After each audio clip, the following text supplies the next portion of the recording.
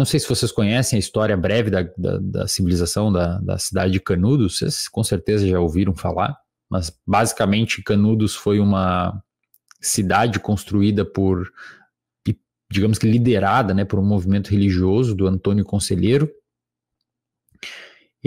A República foi proclamada em 1889, vocês muito bem lembram das aulas de história, pelo Marechal Deodoro da Fonseca, que deu um golpe na monarquia.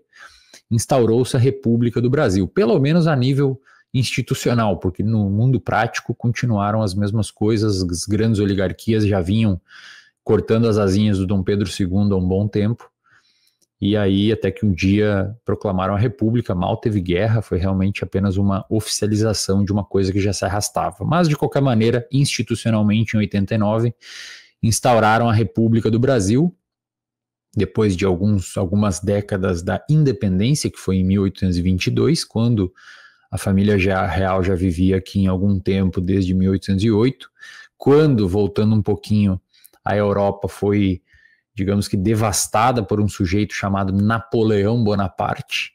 Isso fez com que a família real de Portugal fugisse para cá, porque eles tinham umas questões com a Inglaterra e não fizeram os bloqueios que o Napoleão pediu. Voltando para cá, proclamaram a República.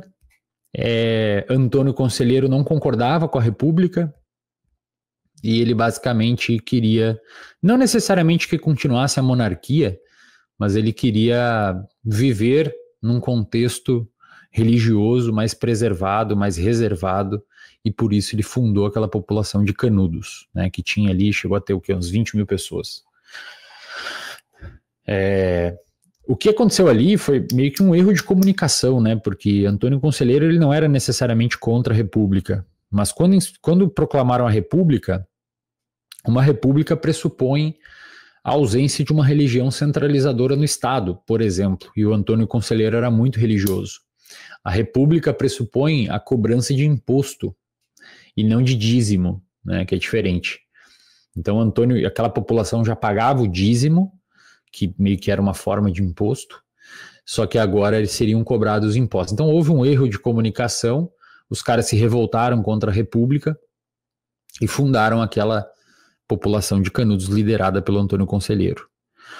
O maior erro de comunicação ainda veio depois, porque as informações daquele povoado chegavam de forma totalmente distorcida ao Rio de Janeiro, salvo engano, onde era a capital do Brasil naquela época, e o exército brasileiro da República acabou compreendendo e enxergando a população de Canudos como um grupo dissidente político que queria voltar a instaurar a monarquia. Não era isso que eles queriam, né? E aí começou-se uma série de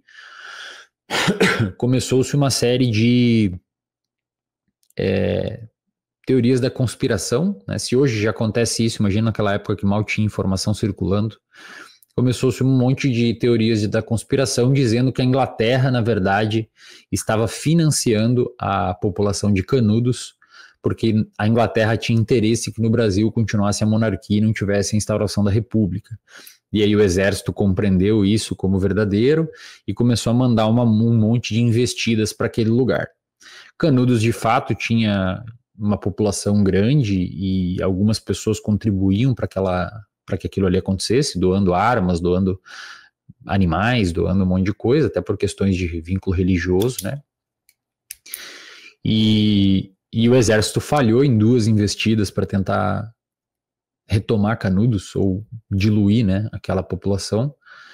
E aí numa terceira ou quarta, não lembro exatamente, eles foram com um contingente grande de soldados e acabaram dizimando Canudos. Hoje a população de Canudos está abaixo d'água, acho que tem um lago lá, muito provavelmente, né, cá entre nós, o Estado fez isso para cobrir aquela vergonha que eles fizeram de entrar numa população que os caras não tinham nem o que comer direito e matar todo mundo.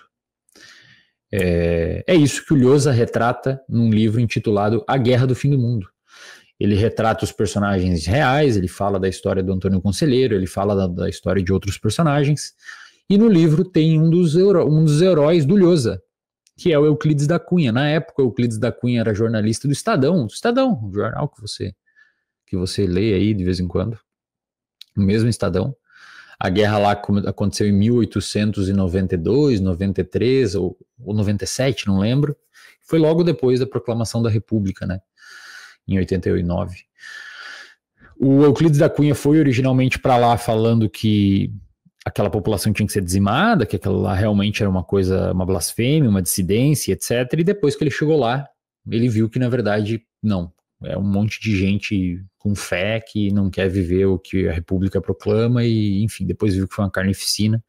E ele retrata isso no seu livro, chamado Os Sertões. Quando o Lhosa leu Os Sertões, ele ficou tão tocado, que ele escreveu uma das suas obras mais magistrais e complexas sobre uma população que viveu no século XIX no interior da Bahia.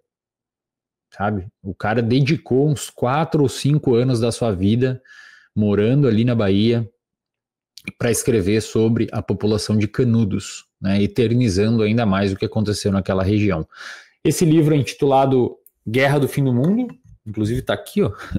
Eu estou lendo ele às vezes, eu já li uma vez e estou relendo alguns trechos porque eu estou escrevendo o meu livro, né? E aí eu estou relendo como que ele constrói personagem, como que ele faz as transições. É uma forma que eu estou tendo de estudar aqui. E é uma obra genial. Isso aqui não tem... Acho que é o melhor livro do Lhosa que eu li, em romance. E ele ficou muito inspirado no Euclides da Cunha e escreveu essa maravilhosa obra que eu sugiro que todo mundo leia.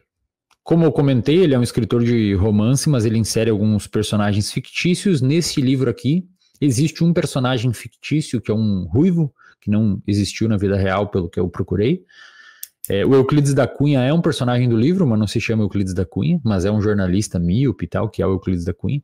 E existe um personagem que é um ruivo, que esse personagem, ele basicamente tem a função de condensar a teoria da conspiração à época de que a Inglaterra queria que Canudos continuasse existindo e estava financiando Canudos. Então, ele botou um personagem para personificar uma ideia que de fato existia. Então, ele faz essas pequenas modificações, insere um cara que não existe, outro aqui e acolá, para conseguir fazer essa amarra da história e construir uma coisa muito verossímil, né?